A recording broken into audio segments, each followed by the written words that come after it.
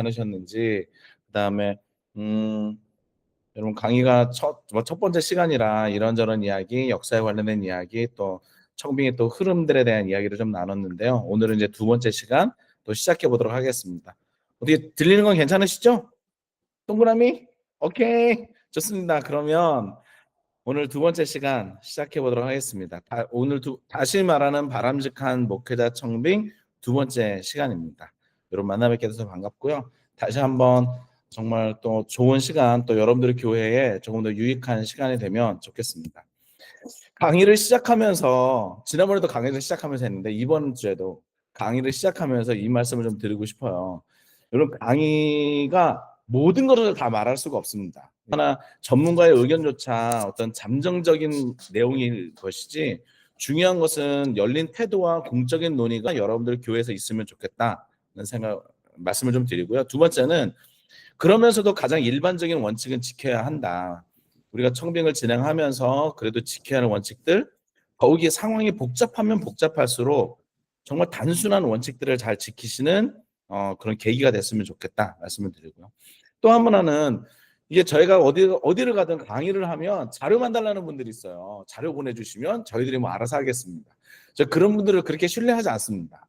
그러니까 자료를 보내드리면 그분들이 자료를 가공해서 원래 맥락과는 다른 방식으로 강의를 하시거나 다른 방식으로 사용하시더라고요. 물론 다른 방식으로 사용하는 것은 좋기는 한데 원래 있던 의미들을 자주 이제 잃어버리게 되는 상황들이 있어서, 자료를 받는 자리, 또 자료를 여러분들에 공유해 드리는 이런 자리가 아니라 함께 생각을 나누고 또 이후에 여러분들의 또 목회자 청빙하는 시기가 되어지면 또 많은 이야기들을 함께 우리들 가운데 나눌 수 있는 이제 하나의 계기가 되었으면 좋겠습니다. 네 번째는요, 듣는 분들도 있는 그대로 여러분 다 받아들이지 않을 거거든요. 제가 여러분들에게 말씀드리지만 여러분들도 여러분들 나름대로 아마 뭐 각자의 경험과 입장과 가치관이나 또 교회에서 일어난 여러 가지 상처나 이런 것들 때문에 여러분들의 식대로 아마 이해하고 해석하게 될 겁니다. 그렇기 때문에 이 강의가 사실은 강의의 모든 것이 어떤 뭐 이건 진리다 뭐 그렇지 않습니다. 각자 또 가지고 있는 해석들 가운데서 새롭게 해석되어지고 새롭게 또 발전적인 부분들도 있을 거다 말씀을 드리고요. 한 가지 더, 지식과 실천은 거리가 있습니다. 여러분 이렇게 3주간 내용을 듣고 또 여러분 나름대로 또 복습도 하고 예습도 하고 하지만 아는 것과 사는 것은 다르거든요. 그러니까 목회자 청빙을 배운 것과 실제로 목회자 청빙을 해야 하는 현실과는 상당히 거리감이 있다. 그러면 그 해야 하는 현장에서는 어떻게 해야 되냐? 그 현장에서 주어지는 여러 가지 이야기들을 잘 들여다보면서 다시 우리가 기본적인 원칙은 지키지만 그 가운데서 새로운 것들을 우리가 잘 들여다봐야 된다. 이 말씀 드리고요. 마지막으로 드리고 싶은 얘기는, 여러분 관계없는 전달은 굉장히 무기력해집니다. 그래서 언젠가 때가 되면 온라인이 아니라 여러분들 함께 뵙고 또 이야기 나누면서 여러분들의 교회의 목회자 청빙이 어떻게 됐는지, 이후에 또 어떤 결과들이 있는지, 그게 좋은 것이든 또 뭐 좋지 않은 것이든 함께 또 이야기 나누면서 격려하고 위로하는 자리가 좀 있었으면 좋겠습니다. 그래서 진짜 변화는 지금 이 시간 혹은 온라인으로 보는 이 시간이 아니라 그 이후에 또 진실을 되게 관계를 맺는 것 가운데서 더 깊어지자 생각이 됩니다. 제가 강의를 준비하면서 여러분들에게 지식을 주입하고 많은 정보를 여러분들에게 드리기보다는 함께 기준을 세워가는 과정으로서 이 시간을 보내려고 하니까요. 그런 저의 마음을 여러분들이 잘 이해해 주시면 좋겠다 생각이 됩니다. 자, 그러면서 오늘 이제 두 번째 주차예요. 다시 말하는 바람직한 목회자 청빙 두 번째 주차. 두 번째 주차는 목회자 청빙의 지형도, 그리고 그 청빙의 지형도를 그리다 보면 나름대로 시기나 여러 가지 것들이 있는데요. 그 내용들 가운데 여러분들이 어떻게 청빙을 진행하면서 중요한 포인트가 뭔지 오늘 좀 말씀을 드리려고 합니다. 여러분 이 이야기들을 또 여러분들에게, 또 청빙을 준비하시는 여러분들, 또 앞으로 또뭐 고민 가운데 있는 여러분들에게 또 하나의 좋은 길잡이가 되었으면 좋겠어요. 가장 중요한 거는 지난주에 생각한 것들, 말씀드렸던 걸 좀 생각해 보면 이 말씀을 한번 드리고 넘어가면 좋겠습니다. 뭐냐면, 처음에 목사님이 이제 목회자가 교회를 개척할 때는 목회자가 가지고 있는 목회 비전, 목회자가 가지고 있는 어떤 캐릭터, 목회자가 가지고 있는 소명과 비전이 되게 중요해요. 이게 처음에 이제 개척할 시기 말이죠. 그러면 그 목회자가 가지고 있는 비전과 소명에 어떤 마음 모아주고 함께 공감하는 성도들이 그 교회에 모이게 되어지고, 그러면서 교회가 형성되어지고 세워져 갑니다. 그런데 목회자 청빙 시기가 되면 목회자를 중심으로 하지 않고 이제 성도들의 중심이 돼서 성도들의 비전, 성도들의 소명, 성도들이 가지고 있는 많은 생각들을 기준해서 목회자를 모시게 돼요. 그러니까 이 두 가지 내용을 여러분들이 잘 기억하고 계시면 좋겠다. 그러니까 지금은 목회자 청빙한다라고 하는 것은 이제 성도님들의 의견과 생각과 지금 이제 교회 남아 있는 성도님들이 가지고 있는 비전, 혹은 여러분들이 가지고 있는 목회 계획, 이 모든 것들이 너무 중요한 시기다. 그것들을 여러분들이 좀 잘 만들어가면 좋겠다라고 하는 말씀 다시 한번 드립니다. 자, 그러면서 오늘 두 번째 시간이에요. 목회자 청빙은 준비된 교회가 한다. 이제 여러분들의 교회가 잘 준비되기를 바라는 마음으로 몇 가지 좀 이야기해 보도록 하겠습니다. 첫 번째는 목회자 청빙의 지형도예요. 제가 이제 지형도라는 말을 쓰니까 조금 뭐 그렇기는 한데, 제가 이 말을 드린 이유는 목회자 청빙을 할 때를 가만히 보니까 나름대로 몇 가지 큰 구분점을 가지고 서로 다른 지형이 있더라라고 하는 거예요. 첫 번째는 뭐냐면 시기별로 구분하는 겁니다. 그러니까 전임 목사가 은퇴 시기가 되거나 아니면 해임 시기가 되거나 아니면 목회자가 갑자기 소천했거나 아니면 뭐 이직을 했거나 갑자기 사임을 했거나 아니면 뭐 근래 들어서 위임이 불결되는 상황, 아니면 연임이 잘 안 된 이런 상황들에서 목회자 청빙들을 하시더라고요. 그러니까 이런 각각의 시기에 따라서 청빙을 새롭게 시작할 때 이슈가 다 달라요. 들여다보아야 하는 포인트도 다르고 교회나 공동체가 가지고 있는 여러 가지 상황들도 매우 다르더라라고 하는 거죠. 오늘 이 큰 구분점을 가지고 여러분들에게 좀 말씀을 드릴 겁니다. 그래서 각 시기별로 맥락에 따른 어떤 청빙 전략이 필요하다는 거예요. 근데 시기뿐만이 아니라 교단에 따라서도 달라요. 교단별로 나름대로 목회자 청빙에 대한 제도, 신학, 권위구조, 절차 등이 서로 다 상이합니다. 그래서 오늘 지금 이제 온라인에 오신 그 임재훈 집사님네 교회 할 때는 그것은 목회자 초빙이라고 하는 단어를 쓰셨거든요. 그리고 담임 목사가 아니라 대표 목사 이렇게 이야기를 하셨고, 그러니까 이게 교회마다 교단마다 서로 상이한 부분들이 있어요. 비슷하지만 서로 뭔가가 조금 다른, 그러니까 그런 절차들과 이런 것들을 잘 이해하고 이것에 따라서 목회자 청빙에 대한 문화도 매우 다르다라고 하는 거였습니다. 교단 문화, 즉 위계적이냐 민주적이냐라고 하는 것에서 매우 다르고요. 제가 얼마 전에 그 감리교단에 가서 목회자 청빙 관련된 이야기를 했는데, 감리교단은 연회 감독이 파송하는 형식으로 돼 있어요. 그러니까 연회 감독이 굉장히 많은 권한을 가지고 있거든요. 연회 감독이 어느 A 교회에 B 목사님 가시고요, C 교회 D 목사님 가시고요, 연회 감독이 합니다. 그러니까 결국 목회자 청빙을 하더라도 결국 누구의 허락과 누구의 인준이 필요하냐? 연회 감독이 가지고 있는 권한이 필요하다는 거. 그 가운데서 있는 또 여러 가지 어떤 절차들이 있더란 말이죠. 이게 일반 장로교단이나 다른 교단에는 없는 건데, 그 교단만이 가지고 있는 아무튼 뭐 특별한 문화적인 거죠. 교단 안에 가지고 있는. 여기에 따라서 청빙을 진행하는 방식들이 서로 상이하다. 그러니까 이런 것들을 이해해야 된다라고 하는 거예요.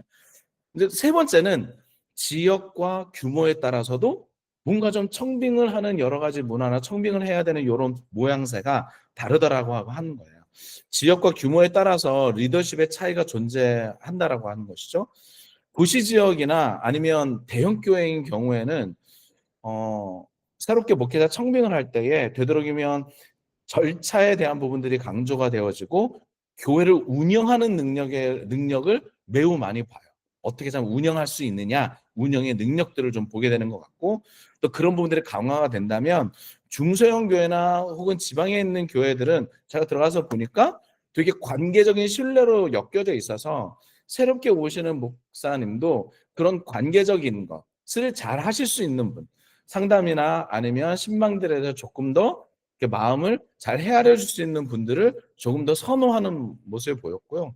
또 하나는 우리 교회가 지금 앞으로 어떻게 지속 가능성이 있느냐, 그래서 새롭게 비전을 제시해 줄 수 있고 교회를 새롭게 리빌딩해 줄 수 있는 그런 목회자를 청빙하고 싶어 하더라라고 하는 거죠.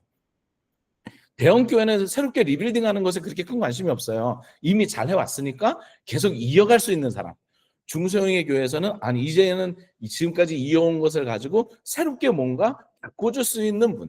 그러니까 이렇게 지형이 달라지니까, 그런 니즈가 달라지니까 목회자 청빙에 대한 여러 가지 구성들도 달라지더라라고 하는 것입니다. 마지막에는 성도님들의 분포에 따라서도 목회자 청빙에 대한 이야기가 조금씩 달라져요. 청년층이 많은, 젊은 세대가 많은 교회일수록 공감과 수평적 리더십, 그리고 의사소통 체계, 그리고 많은 것들을 좀 알고 싶고 많은 것들을 좀 들어야 되고 하는 여러 가지 체계를 굉장히 중요하게 여기는 반면에, 장년층이 조금 더 많은, 이제 성도님들이 많은 교회일수록은 교회가 좀 안정적이었으면 좋겠어라고 하는 것을 조금 더 크게 생각하시는 것 같더라고요.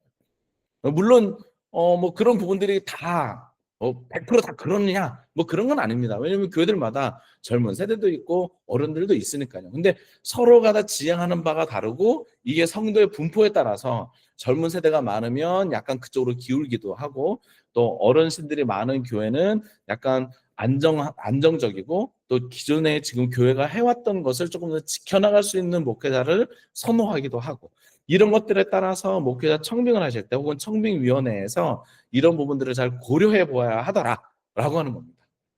뭐 복잡한 이야기겠지만 여러 가지 여러분들이 들으시면서 이해가 되실 거예요. 그러니까 저도 가만히 보면서 야, 이게 단순하지 않다, 매우 복잡한 이야기가 되게 많더라라고 하는 거였습니다. 그러면서 오늘은 이걸 다 다룰 수는 없고, 특별히 시기에 따라서 살펴보는 어떤 청빙 절차, 또 어떤 포인트를 청빙위원회가 좀 잘 들여다봐야 되는지, 이런 내용들을 조금 이야기해 보도록 하겠습니다. 자, 그러면 먼저는 전임 목회자가 은퇴하게 될 때, 청빙하는 때가 되어지면, 그러면 이 시기에 교회는 어떠하고 어떤 포인트를 조금 우리가 살펴봐야 되느냐라고 하는 거예요. 첫 번째는요, 전임자에 대한 예우와 후임자에 대한 사례, 즉 어떻게 보면 이게 이제 재정적인 거, 이런 부분들을 좀 잘 들여다봐야 됩니다. 그러니까 전임자에 대한 것은 우리가 지금까지 열심히 고생하셨으니까 감사에 대한 예우의 대상이지만, 그가 영향력의 중심은 아니거든요. 그래서 예우가 과도하면 교회가 현재 재정과 후임자가 가지고 있는 리더십이 압박을 받을 수밖에 없어요. 전임자가 너무 많은 걸 가져가는 거죠. 얼마 전에도 하나님 나라 그렇게 얘기하시고 이렇게 하셨던 분이, 그분의 전별금이 한 18억 이렇게 된다는 얘기를 들으면서 매우 마음이 약간 조금 이게 뭐지라는 생각이 들었거든요. 물론 교회가 그렇게, 그러니까 앞에 전임자에 대한 예우와 내용이 너무 비대해지면 뒤 후임자가 왔을 때 교회가 가지고 있는 재정적 압박을 버티면서 또 가야 되는 이런 상황들이 되거든요. 그러니까 이런 부분들이 잘 보아야 된다. 후임자의 사례도 마찬가지입니다. 공정한 사역의 보상이어야지 전임자와 비교해서 전임자 이만큼 받았으니까 후임은 이렇게 받으세요, 이런 식으로 이야기되는 것은 조금 아니 되지 않나. 특히 청빙하는 목사님도, 또 청빙에 임하는 목사님도 너무 과도한 것을 요구하시지 않도록 해야 된다. 드리고 싶은 말씀은 이게 역할의 연속이지 사람의 연속은 아닌 거거든요. 그래서 이런 공정함들이, 특히 재정적 공정함들이 감정이 아니라 역할과 기여의 균형을 잘 맞추어 가실 수 있으면 좋겠다, 이런 말씀을 좀 드립니다. 그러니까 교회에서 이제 앞에 전임자가 은퇴하게 되는 이런 지점들을 잘 미리 좀 정리해 두셔야 돼요. 왜 재정적 얘기를 이렇게 말씀을 드리냐면, 재정적인 것을 이렇게 정리를 안 해놓고 그냥 유야무야 넘어온 거예요. 모 교회가 그랬거든요. 유야무야 넘어왔어요. 후임자 목회자 청빙 다 끝내고 후임자가 딱 왔는데 그때부터 얘기하는 거죠. 전임 목회자 뭐 전별금도 드려야 됩니다, 못 드려야 됩니다. 그때부터 얘기하기 시작하니까 후임 목회자가 그 모든 짐을 다 지고 가는 거예요, 갑자기. 그러면 후임 목회자가 정말 건설적으로 발전적으로 일하기가 너무 어렵습니다.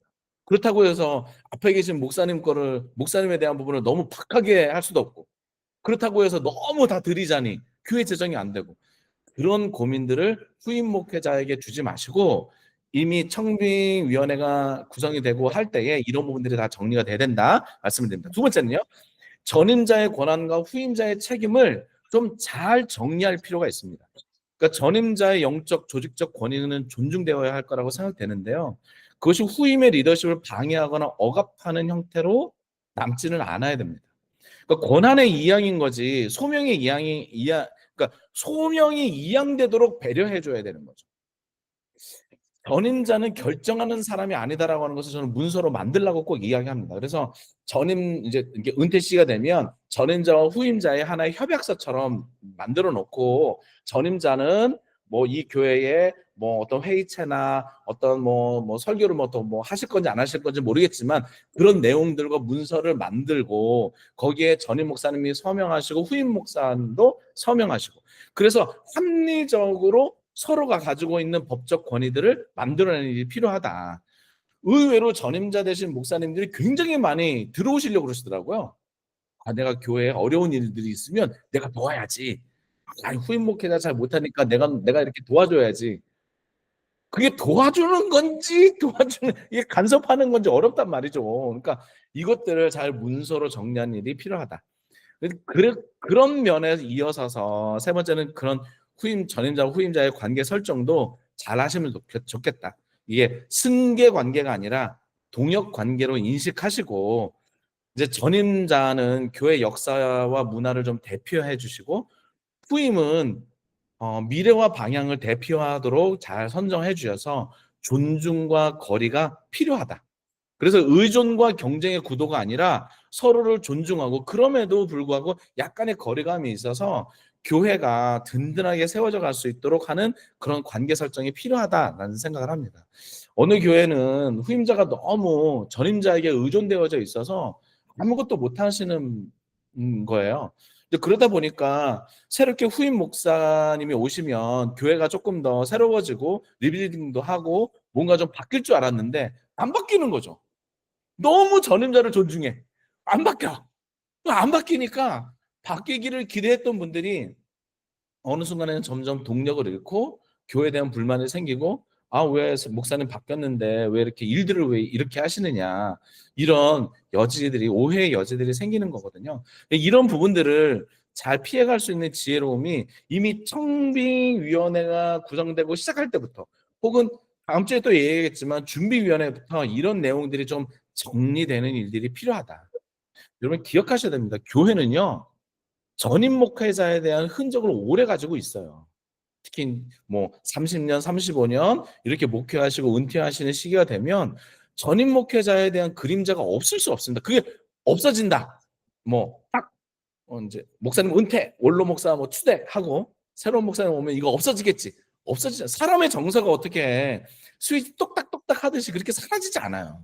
그러니까 그 가운데 이 모든 것이 우리 안에 있다라고 하는 것을 생각하고 그럼에도 불구하고 어떻게 후임자가 과거의 그 전임자의 그림자를 어떻게 관리하고 어떻게 새롭게 갈 수 있을까를 함께 고민해 주시면 좋겠다라는 말씀 드립니다. 이런 리더십의 전환의 시기는 참 어려워요. 다루기도 그렇게 사실은 쉽지 않습니다. 감정적으로 엉켜 있는 경우들이 굉장히 많아서요. 그래서 전임 목회자가 이제 떠나고 후임 목회자가 들어왔을 때 리더십이 완벽하게 이양이 되지가 않기 때문에 굉장히 혼란스러운 상황, 즉 리더십의 부재가 드러나는 상황이 됩니다. 그래서 새로운 목회자가 왔는데도 불구하고 교회에 대한 많은 것들은 전임 목회자가 결정하는 이 애매한 이런 상황. 어떻게 보면 리더십이 없는 상황이 되는 거거든요. 그러니까 이런 내용들을 어떻게 청빙위원회가 구성하면서부터 그런 것들이 있음을 예상하시고 잘 조정하고 미리 문서화를 잘 만드시라 이런 말씀 드리고요. 그렇게 리더십의 부재가 되니까 의사결정이 혼란스럽고 지연이 돼요. 그러니까 후임 목사님이 오셨는데 자꾸 전임 목사님한테 가서 물어보고 그러니까 이게 의사결정이 잘 안 되는 거죠. 그리고 당회에서도 후임 목사님의 어떤 의사결정의 권한보다는 전임 목사님에 대한 것들을 많이 의사결정에 대한 권한을 주는 경우들도 있고요. 이런 것들 때문에 많은 젊은 세대들이 불안하고 이탈하는 경우들이 있게 됩니다. 그래서 리더십을 잘 정리해 주는 게 필요하다. 또 하나는 새로운 목사님이 오면 문화적 차이가 굉장히 커져요. 지금 이 상황이. 왜냐하면 교회 내에서는 아까도 말씀드린 것처럼 기존에 있었던 상황들을 이어가고 싶어 하시는 분들이 많기 때문에 전통과 변혁의 이야기, 그러니까 어떤 것들은 지켜야 할 거고 어떤 것은 바꿔야 할 건가라고 하는 것들을 후임 목사가 오기 전에 미리 좀 정리하시는 일이 필요합니다. 신앙에 대한 차이도 마찬가지예요. 예배, 선교, 성장 이뤘던 신앙에 대한 신앙생활에 대한 부분들도 매우 다를 수 있어요. 그러니까 이런 부분들도 여러분들 안에서 한 번쯤은 이야기하시고 한 번쯤은 좀 서로 간에 어떤 워크숍이 좀 필요하다라고 봐요. 그러니까 과거에 목사님이 이렇게 신방하시고 하셨는데 새로 오신 분은 그렇게 하지 못할 수도 있다. 아닐 수도 있다. 이런 예방 주사를 미리 주는 맞으시고 이제 예배를 우리가 전통적으로 막 이렇게 했는데 우리가 조금 더 새로워져야 되는 일들도 필요합니다. 이런 내용을 조금 이렇게 계속해서 던져주셔야 되는 거죠. 그러면서 새로운 목사님이 오시더라도 그렇게 우리는 지금 바뀌는 거야, 변하는 거야 하는 것에 대해서 크게 어려움이 없도록 만들어 가시는 게 좋겠다. 의사소통 방식도 마찬가지입니다. 앞에 원로 목사님 초대하신 요때가 되면 대부분 다 탑다운 방식으로 일하시고 계셨을 거예요. 그 목사님 뭐 20년, 30년 목회했는데 그분의 이야기에 감기를 들으시는 분이 없겠죠. 그냥 그분의 뜻대로 교회가 다 가고 있을 겁니다. 그래서 탑다운의 방식으로 되고 있을 거예요. 그런데 새롭게 목사님이 오시면 그 방식으로 가는 게 아니라 이제 다른 방식으로 의사소통이 결정될 거거든요. 그러니까 이런 부분들을 미리 준비하시지 않으면 그냥 목사님만 모셔놓고 뭔가 다 잘 되겠지. 그렇지 않다. 근데 지난번에 제가 말씀드렸잖아요. 그냥 목사님 한 번 바뀌면 교회가 다 바뀌는 게 아니라고.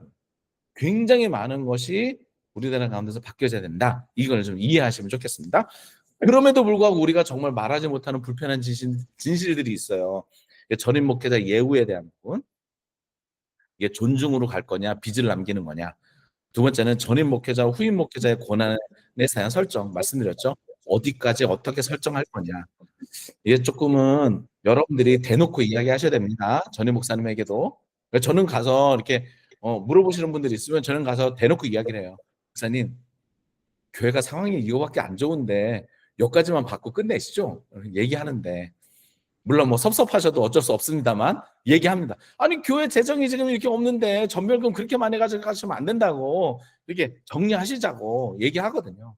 근데 그렇게 얘기할 수 있는 누군가 이것들을 정리할 수 있는 사람들이 좀 필요합니다. 그리고 어떤 여러 가지 일들에서 전임 목회자가 후임 목회자에게 간섭이 되지 않도록 잘 도움이 될 수 있도록 하는 이런 일들, 특별히 청빙 절차가 불투명하지 않아야 돼요. 이게 불투명성을 제가 말씀드리는 건 뭐냐면 전임 목회자가 계실 때는 전임 목사님들이 의외로 절차를 뭉개십니다.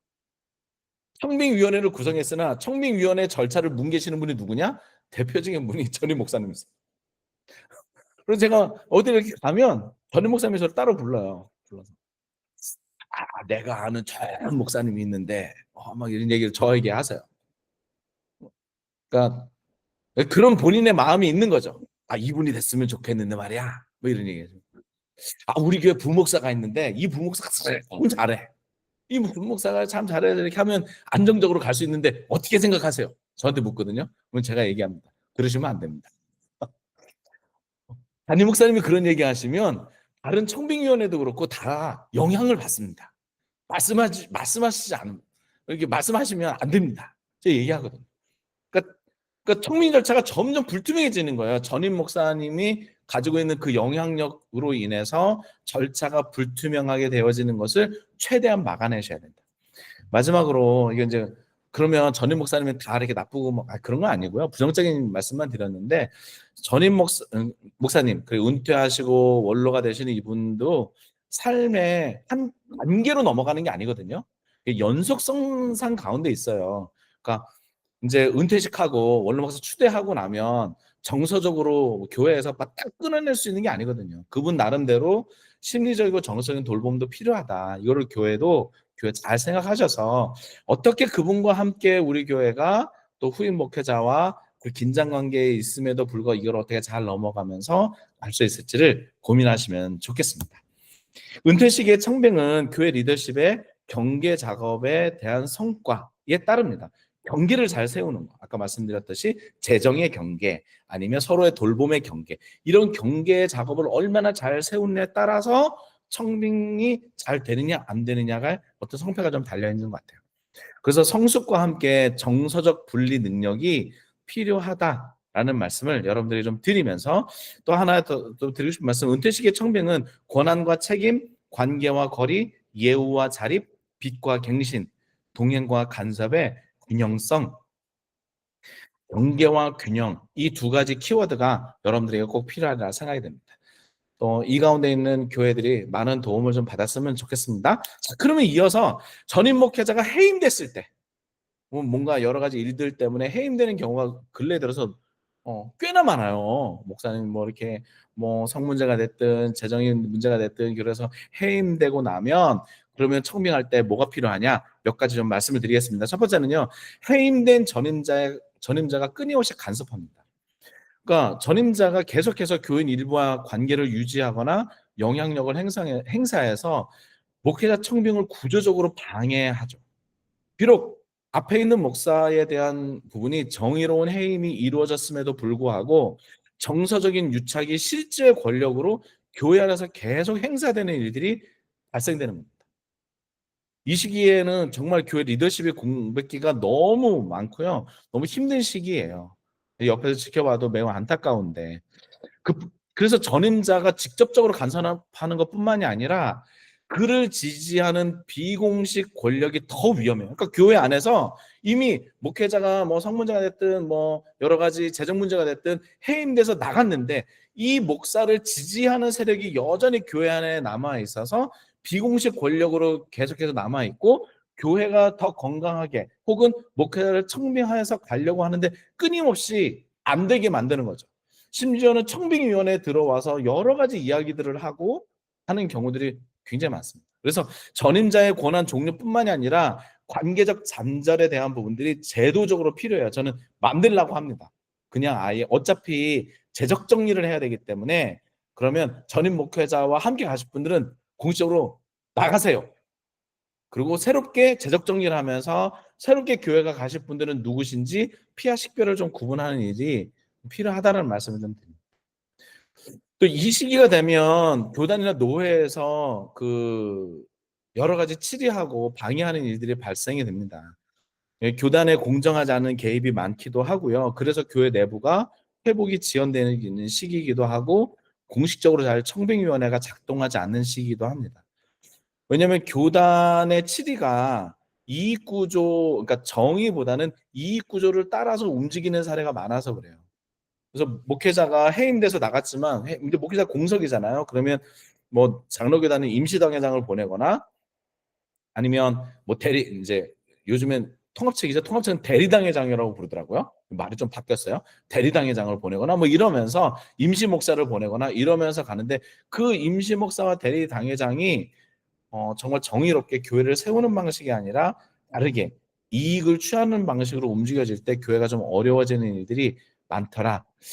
이때는 사실 교단의 역할이 교회 질서를 회복하고 지금 교회 얼마나 어렵습니까? 목회자가 지금까지 함께 있던 목회자가 어느 순간에 소위 말하면 윤리적이고 도덕적인 문제로 지금 해임당한 이런 상황들에서 어떻게 해야 되는지 정말 더 잘 교단에서 들여다보아야 하는데 그러지 못하는 일들이 있는 걸 보면서 매우 좀 아쉬운 면이 되게 많습니다. 그래서 그런 방해가 있다. 이런 것들을 청빙위원회에서도 잘 들여다보아야 된다. 그리고 청빙위원회에서도 그렇게 유착관계가 있는 분들이 있다라고 하는 거죠. 모 교회가 그랬어요. 청빙위원회에서 청빙위원장이었는데 교단에 계신 분, 그러니까 노회에 계신 분과 자꾸 만나서 이야기하셨던 거죠. 그러니까 그러니까 노회에서 보내고 싶은 사람이 있는 거예요. 그러니까 청빙위원장은 계속 청빙위원에게 그런 방식으로 이거를 이끌어가려고 계속 무리수를 뒀던 거죠. 결국엔 그 사실이 밝혀져서 청빙위원회가 아무튼 뭐 전체적으로 다 어려움을 겪는 교회가 있었습니다. 제도적으로 이런 부분들을 잘 분리해낼 수 있었으면 좋겠고 세 번째는 해임 이유에 대한 정보의 불균형이 가져다주는 교회 갈등이 있습니다. 저는 어느 때나 가면 공식적 문서를 만들어서 왜 이 목회자가 해임되었는지를 모든 성도들이 알아야 된다. 대부분 교회에서는 특히 장로님들이 이런 거 다 알면 성도들이 더 이렇게 분란이 일어나고 그럴 거다라고 이야기하시는데요. 성도님들이 그렇게 모자르지 않습니다. 각각의 성도들도 다 회사에서 어디서든 다 나름대로 자기 직업을 가지고 나름대로 그 조직 안에서 살고 계시는 분들인데 그렇게 순진하지 않으시거든요. 도리어 공유되는 게 필요합니다. 해임에 대한 이유가 일부 교인에게만 공유되어서 루머가 오해가 재생산되고 그러다 보니까 청빙도 잘 안 되는 거예요. 청빙위원회도.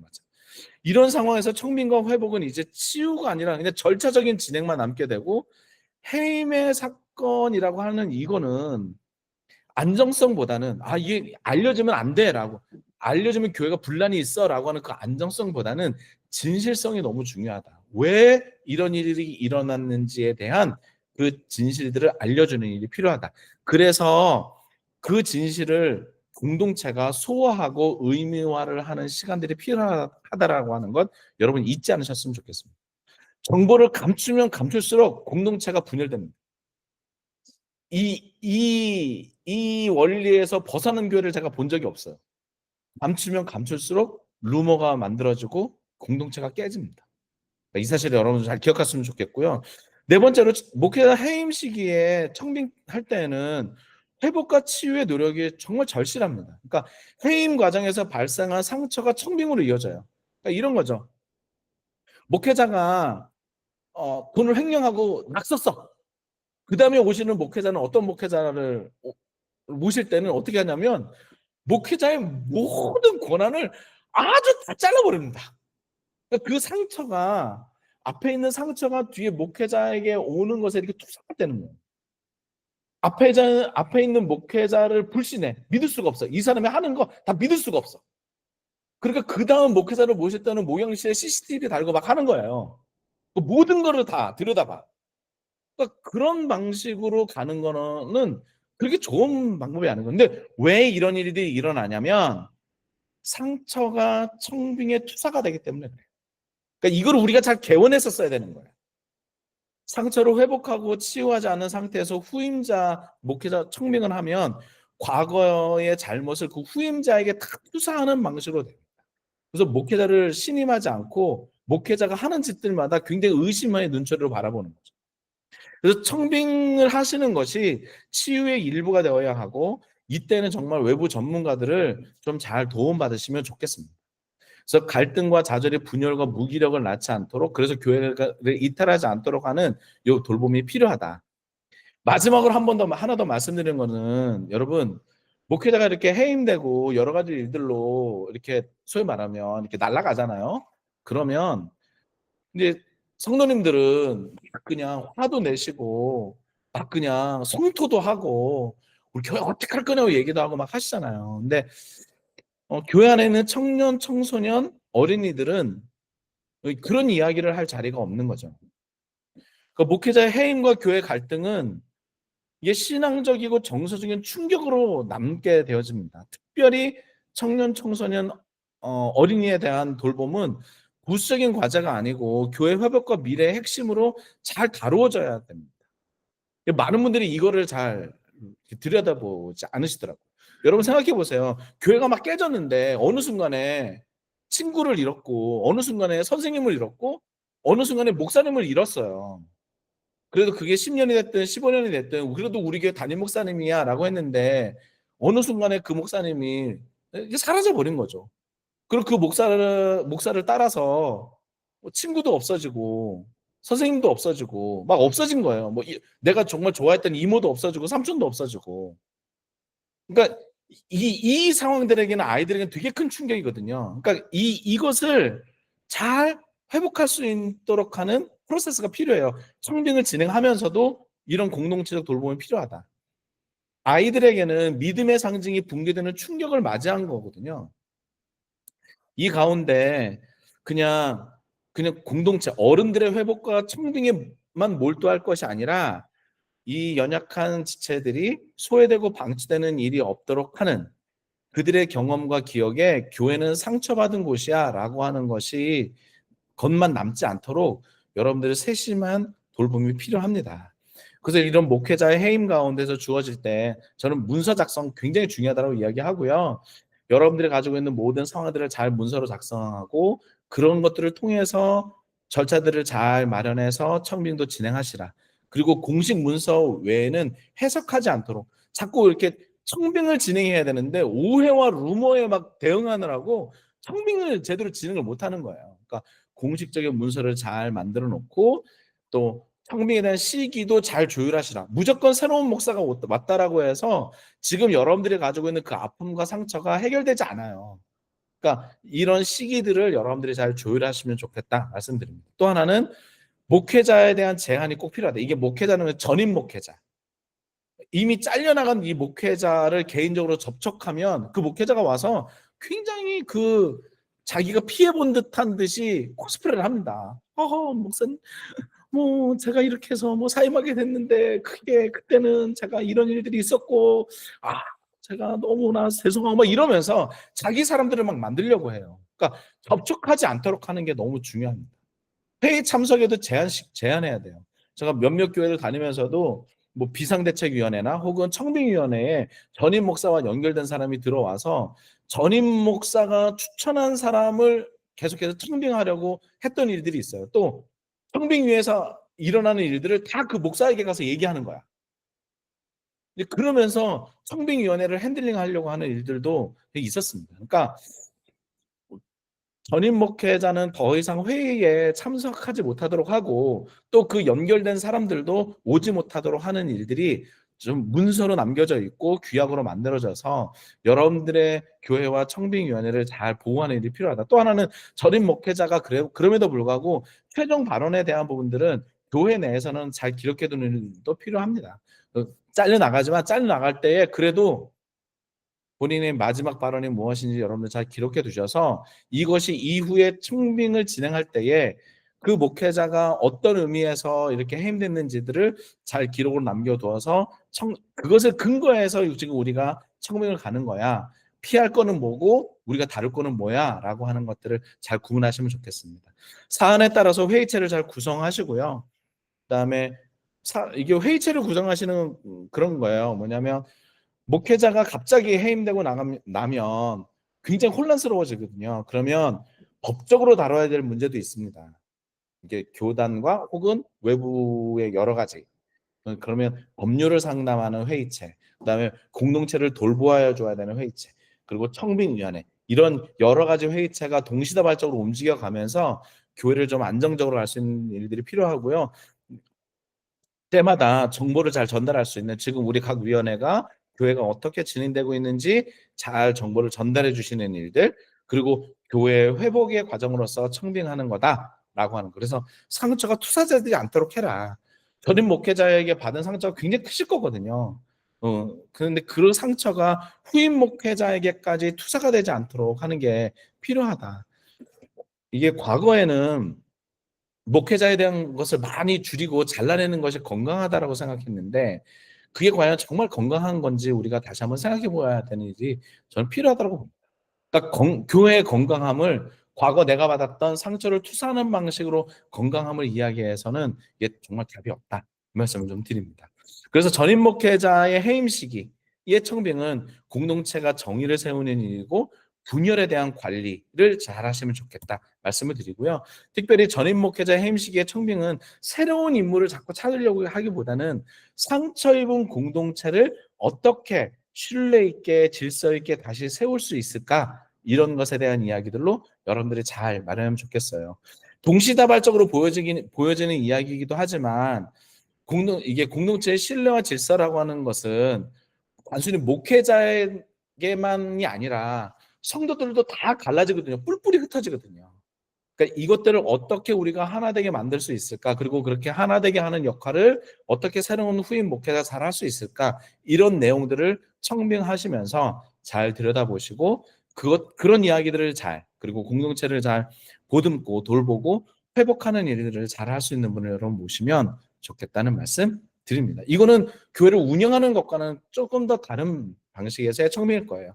세 번째는 목회자 부재에 관련된 겁니다. 이게 목회자 부재라고 하는 의미는요, 이런 거예요. 건강이 악화돼서 못하게 되신다거나, 아니면 소천하셨다거나, 아니면 사역지를 이동하셔서 갑자기 사임서를 내고 가신다라고 하거나, 아니면 스스로 사임을 했다거나, 스스로 사임하는 경우들을 보면 뭐 리더십과의 갈등, 뭐 장로님과의 갈등, 뭐 이런 갈등으로 스스로 그냥 사임서를 내고 가거나, 아니면 이도저도 우리는 잘 모르겠는데 아무튼 사직서를 내고 가셨다거나. 근데 이런 상황이 되어지면요, 교회 운영에 대한 약점이 노출이 돼요. 그러니까 갑자기 설교자가 사라지고 그다음에 성도들을 교육하는 것, 뭐 여러 가지 일들에 대해 있어서 교회 운영에 대한 약점이 노출되는데, 이때는 대부분 담임 목사 중심의 운영 구조가 되었던 교회는 특별히 더 이런 부분들이 많습니다. 그래서 리더의 부재가 아니라 우리 교회가 가지고 있는 시스템의 부재가 드러나게 된다. 이건 여러분 좀 기억하시면 좋겠고요. 이때는 운영의 리빌딩이 좀 빠르게 진행돼야 된다. 다른 것보다는 제가 조금 더 빠르게 가시라 말씀을 드리거든요. 운영의 리빌딩이 빠르게 진행돼야 된다라고 하는 말씀을 드리고요. 이때가 되면 외부의 간섭과 협력에 대한 부분들을 여러분들이 잘 들여다보아야 됩니다. 노회나 교단이 행정적으로 개입하지만 보호와 통제의 경계가 모호해질 때가 있어요. 그러니까 담임 목사님이 갑자기 뭐 소천에서 이렇게 안 계시니까 노회가 적극적으로 개입을 하는데, 그 개입이 통제가 되는 것인지 아니면 이게 교회를 보호하려고 하는 것인지 모호할 때가 많다. 그래서 간섭이 되면 교회의 자율성이 떨어지고요. 교회나 노회가 너무 무관심해지면 혼란이 커집니다. 제가 보니까 매우 혼란스러워하더라고요. 어디 가서 도와달라고 할 곳이 없는 거예요. 갑자기 뭐 설교자가 사라진 상황이니까. 이럴 때는 여러분 또 외부 기관에 또 도움을 받기도 하는데, 외부 기관까지 다 마찬가지 조력자로서의 역할을 공정하게 할 수 있도록 여러분들은 협약서를 잘 만드시고요. 노회 임시 목회자도 아니면 임시 당회장도 나름대로의 권한 설정을 조금 더 분명하게 하는 일들이 필요하다. 그냥 임시당회장 오셨으니까 뭐 대리당회장 오셨으니까 설교 목사님 오셨으니까 됐어 이러지 마시고, 설교 목사님이 일주일에 몇 번 어떻게 설교해 주시고 어떤 내용으로 설교해 주시고 이런 내용들을 조금 더 구체화시켜서 문서화로 만들고 그렇게 합니다. 임시당회장이 오시는 것도 마찬가지입니다. 당회장이 있어야 공동회를 열고 재직회를 여니까 당회장이 필요로 한데, 근데 그 이제 장로교단 헌법상 그러면 당회장의 역할이 뭐냐? 물론 기본적으로 되어 있기는 하나, 그러나 다시 한번 교회가 조금 더 분명하게 규약을 만드는 거죠.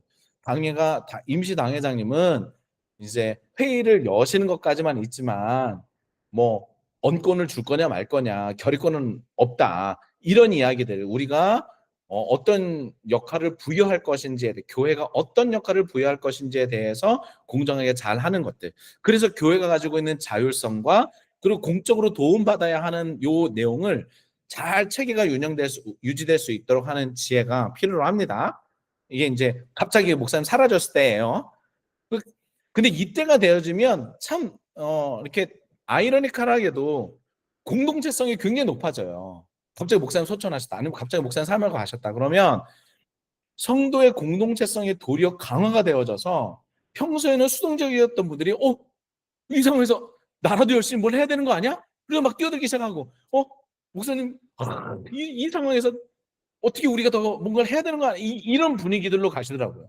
제가 한 4-5교회 이런 교회를 만나본 결과 정말 새로운 어떤 역동적인 일들이 그 안에서 되게 많이 일어나요.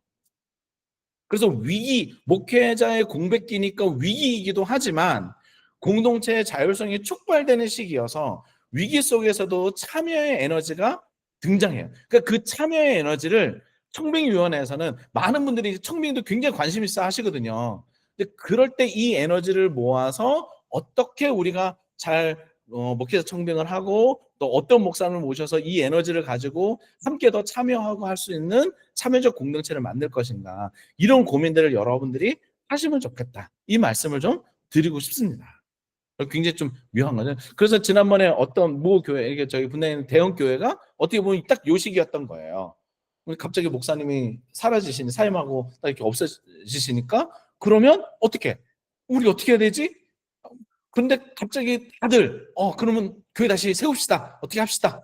으쌰 하는 분위기 가운데서 굉장히 빠르게 목회자 청빙이 되고, 목회자 청빙에 대한 부분들도 절차를 잘 지켜서 많은 분들과 소통하는 것 가운데 빨리 마무리가 되는 일들이 있었던 거거든요.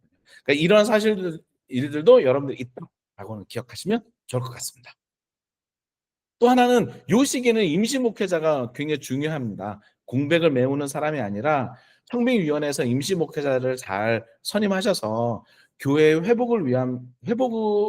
회복시키면서도 높은 공동체성이 이렇게 유지되도록 많은 분들이 참여할 때 참여의 에너지가 고갈되지 않도록 여러분들이 해주시면 좋겠어요. 그리고 잘 시스템을 정비하셔서 중간기 리더의 역할이 이게 잘 마련돼서 교회 미래를 잘 결정짓는 중요한 시기들을 잘 보내시면 좋겠습니다. 임시 목회자도 여러분 좀 전에 말씀드렸죠? 잘 협약을 잘 맺으시라. 임시 목회자가 어떤 역할을 할지도 잘 마련해 주면 좋겠다 말씀드립니다. 다섯 번째는요. 이제 이거는 앞에 있는 목사님이 이제 소천하셨을 때에 유가족들과의 관계를 잘 어떻게 정리하는 일들도 중요합니다. 남은 가족들과의 관계적 이슈를 잘 마련하시는 것도 여러분 꼭 필요하다는 것 잊지 마시고요. 이렇게 목회자의 부재라고 하는 것, 예기치 못한 상황에도 삼위 하나님의 도우심이 있다라고 하는 여러분 기억하시고요. 여러분 언제나 제가 첫 번에 말씀드리는 게 회의체를 구성하는 거예요. 회의체를 잘 구성하셔서 이 긴박한 시기에 도리어 높은 참여성이 있으니 그 가운데서 여러분 역동적 있게 잘 가시면 좋겠다.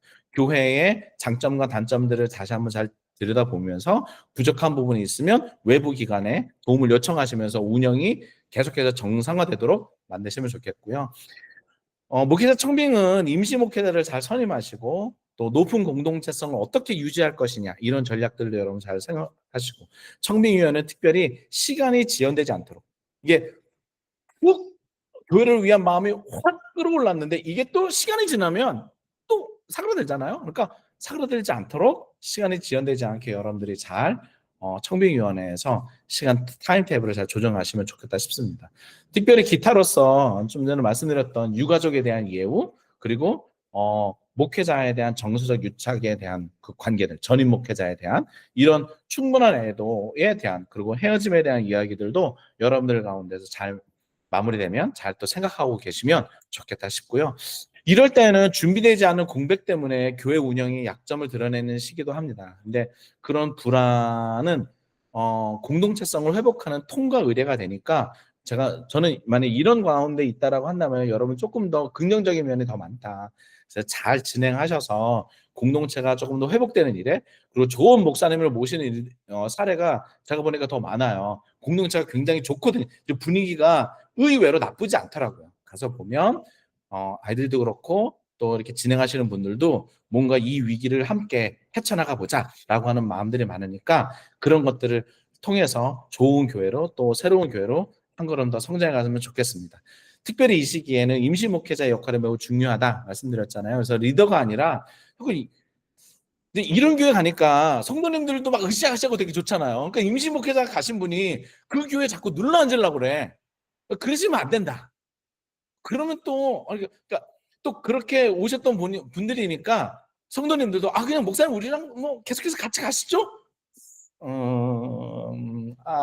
뭐 그럴 수도 있겠다 싶기도 하지만 그런 중요한 거는 그렇게 계속되는 영구적인 리더로서가 아니라 돌봄의 중재자로서 있으시면 좋겠다는 말씀드리고요. 상처와 희망을 좀 있는 사람이면 좋겠다는 말씀드려요. 왜냐하면 임시 목회자가 가기는 했는데 말씀드렸지만 정서적으로 막 으쌰으쌰하고 막 이런 가운데서 가신 거잖아요. 그러다 보니까 신뢰하고 그분에 대한 정서적으로 기대어 있는 또 의존적인 면들이 또 의외로 많단 말이죠. 근데 그런 면에서 계속해서 이끌고 가는 게 좋으냐라고 하는 것은 딱히 잘 말씀드리기가 좀 어려운 것 같아요. 좋을 수도 있는데 그렇지 않을 수도 있다.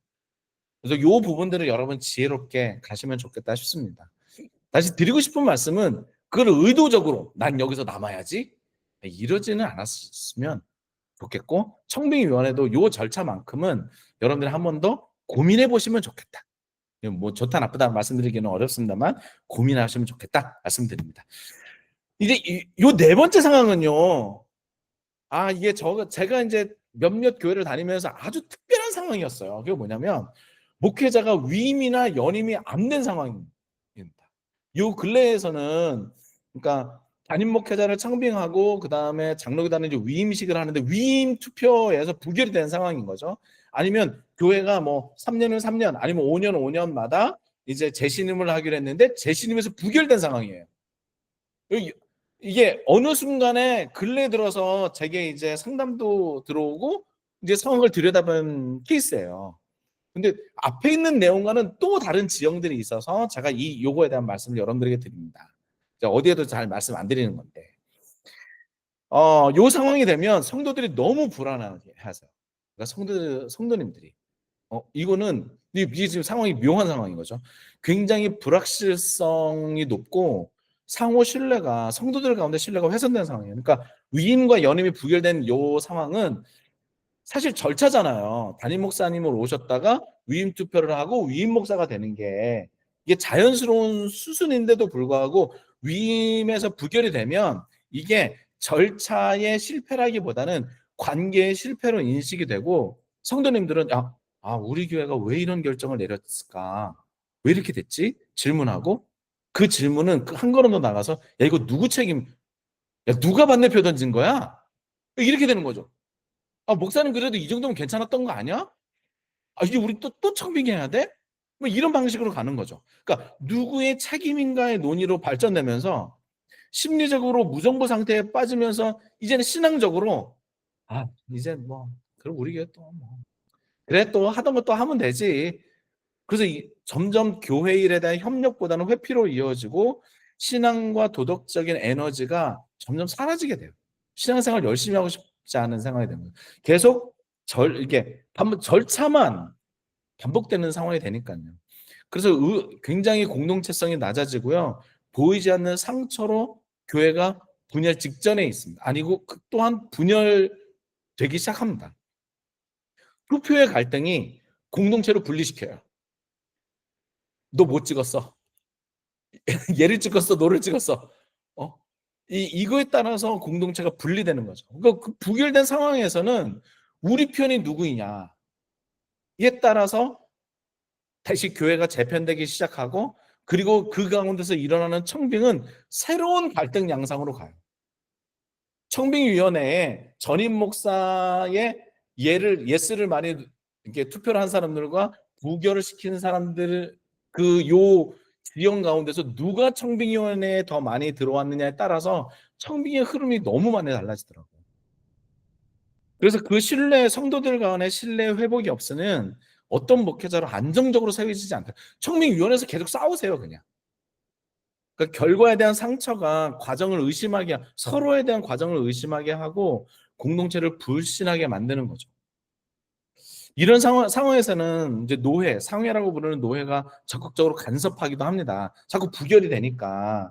그러니까 노회에서 보냈는데 부결이 되는 이런 상황이 되니까, 다시 하게 되고, 그럴 때는 노회가 또 상회가 적극적으로 간섭하게 되는 거죠. 감리교단에서도 연회에서 적극적으로 관여하시더라고요. 연예 감독이 보냈는데 우리는 싫어요? 이런 상황이 약간 조금 뭐 그게 맞나 싶기도 하지만 아무튼 요런 상황, 요 묘한 상황에서 노회가 도리어 적극적으로 관리, 감독, 통제하려고 하는 일들이 발생되고 성도들은 왜 자꾸 노회가 우리 관여하세요? 라고 하는 저항이 생기기 시작하면서 굉장히 불안정한 상황이 진행이 됩니다. 노예가 통제자가 아니라 조종자로서 기능해야 되는데 그렇지 못하는 거죠. 하지만 또 개입이 불가피한 상황이기도 맞는 것 같습니다. 근데 우리는 이런 상황이 됐을 때 조금 더 저는 이런 말씀을 드려요. 뭐냐면 외부의 어떤 개입이 성도들의 예측 가능한 범위에 있어야 신뢰가 생긴다. 그렇기 때문에 이런 부분들을 청빙위원회에서도 그렇고 나름대로 교회 내에서 잘 준비하시면 좋겠다. 이런 말씀을 드립니다. 이게 위임이 부결된 상황에서는 교회가 정말 많이 시끄러워요. 그리고 나서 어떻게 되느냐?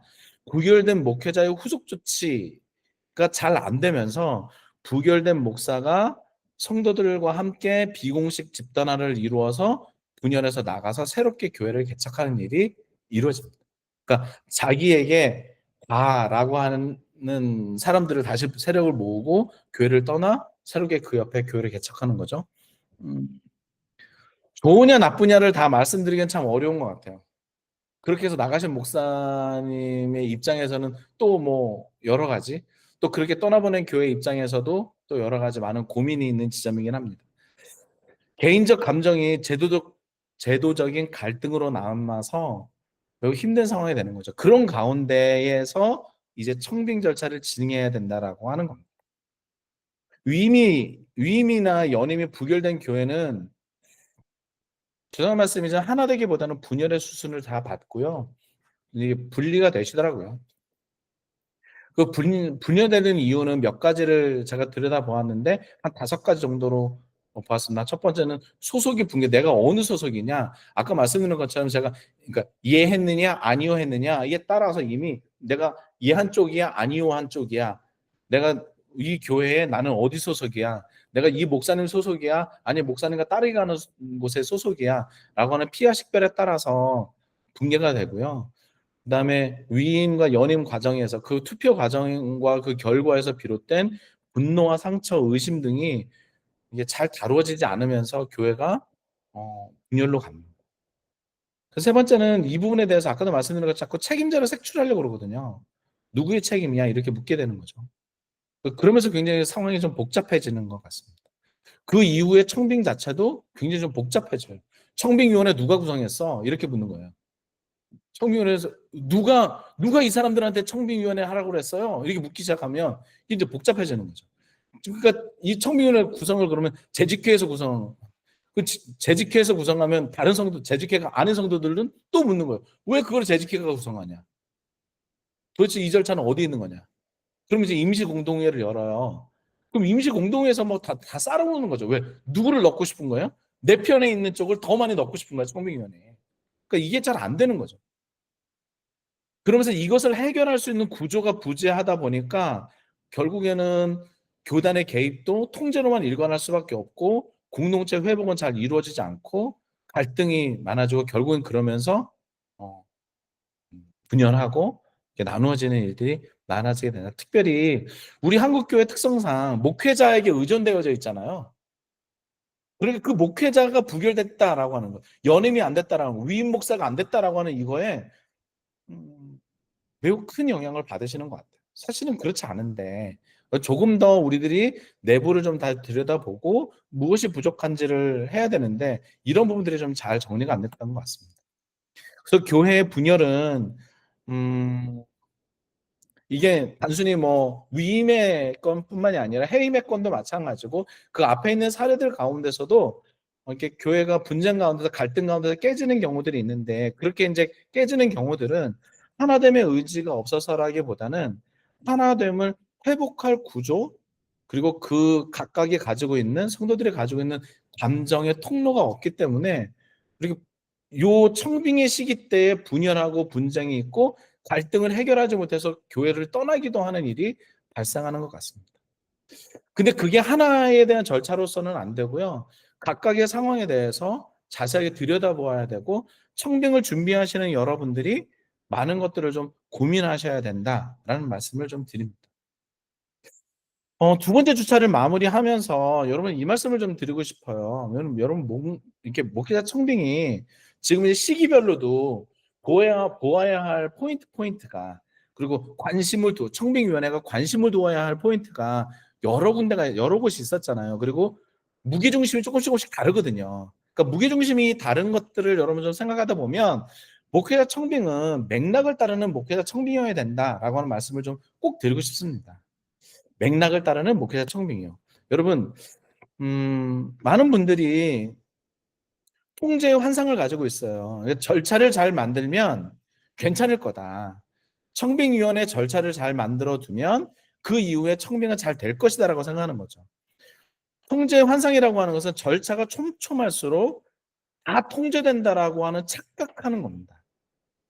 실제로는 불확실성이 줄지 않았는데 과도하게 확신하는 거죠. 그러니까 이게 인제 내가 3 주간의 그 청빙위원회 청빙 교육을 내가 다 받았고 어 내가 그 교육의 실천연수라는 바람직한 목회자 청빙 책도 내가 몇 번을 읽었고 그래서 만들어낸 절차가 이러저러 이러저러하고 근데 그 절차가 목회자 청빙을 잘할 수 있도록 인도해 주는 게 아니거든요. 그러니까 그 스스로 환상 가운데 있는 거예요. 절차와 자료가 많으니까 '결과도 내가 통제할 수 있다.'라고 생각하는 것. 그게 통제의 환상이에요. 근데 그것을 벗어나셔야 된다. 그러니까 계획의 정교화를 넘어서서 저는 목회자 청빙은 시나리오가 다양해야 된다라고 생각해요. 다양한 지형에 맞게, 다양한 상황에 맞게, 다양한 맥락에 맞게 목회자 청빙에 대한 시나리오가 많아져야 불확실성이 큰 이 목회자 청빙. 여러분, 우리 교회에 맞는 목회자를 어느 날에 참 이게 불확실한 거잖아요. 그 불확실성을 줄이기 위해서는 시나리오가 다양해야 됩니다. 그래서 목회자 청빙은 맥락을 잘 이해하는 목회자 청빙해야 된다고 꼭 말씀을 드려요. 이 교회에서 잘했으니까 그거 가져오면 우리도 잘 되겠지. 그렇지 않다라고 하는 거죠. 여러분, 그 피터 생게라고 하는 제5 경영의 피터 생게라고 하는 분이 이런 얘기했습니다. 시스템이 복잡할수록 우리는 그것을 전체로 보고 그 맥락 속에서 이해하려는 능력에 더 의존해야 한다. 그러니까 여러 가지가 상황이 여러분 복잡하면 복잡할수록 이것을 전체로 복잡한 것을 전체로 보고 이 모든 맥락 속에서 이해하고 그 가운데서 무엇인가를 만들어 가야 된다라고 하는 거죠. 여러분 생각해 보세요. 아이가 교회 가기 싫어해요. 아이는 나 이제 다음 주부터 교회 안 갈 거야. 그러면 그 아이에게 여러분 뭐라고 얘기해 주실 겁니까? 그 아이에게 뭐라고 얘기해 줄까? 나름대로 부모가 이 아이에게 뭐라고 얘기해 줄 거예요. 교회 가기가 싫다고 하는 이 아이에게. 여러분 마음속으로 생각해 보세요. 뭐라고 얘기해 줄지. 근데 그러면 이런저런 거 얘기할 수 있겠죠. 근데 그때 우리는 잘 들여다봐야 돼요. 이 아이가 왜 교회 가기 싫다고 이야기했는지부터 살펴야 됩니다. 교회 가기가 왜 싫은 건지. 친구 때문에 싫은 건지, 선생님 때문에 싫은 건지, 거리가 멀어서 싫은 건지, 아침에 늦잠 자고 싶어서 싫은 건지, 다른 친구와 더 놀고 싶어서 싫은 건지, 아니면 누구 친구랑 싸워서 지금 교회 가기 싫다고 말하는 건지 굉장히 많은 맥락이 있어요. 그 맥락을 이해하지 못하고 아빠 이제 나 교회 가기 싫어 라고 하는 이 아이에게 야 그래도 교회는 가야지 하면서 아주 신앙적인 이야기를 많이 해주셔도 이 아이는 잘 이해하지 못한다고요. 이 아이에게 맞는 이야기가 아니에요. 제임스 스콧이라고 하는 분이 그런 이야기를 했습니다. 현실을 무시한 고정적인 설계는 실패한다. 청빙 매뉴얼도 현장 지식과 만나 보정될 때만 이게 작동하는 거예요.